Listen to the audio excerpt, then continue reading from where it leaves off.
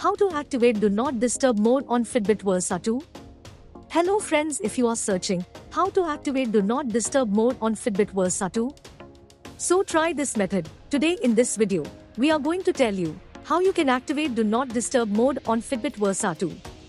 Only in some easy steps, all steps you can see on your screen. So let's get started. Step 1. First, press the back button to wake up the device. Step 2. Now swipe down from the top of the screen twice to open the quick menu. Step 3. Now, tap on the quick settings icon. Step 4. Now tap on the Do Not Disturb icon to turn the mode on. And to turn it off, just tap the icon again. Step 5. And you are done. Your FITBIT Versa to Do Not Disturb is activated and you are done. Only by using this method, you can easily activate Do Not Disturb mode on FITBIT Versa 2.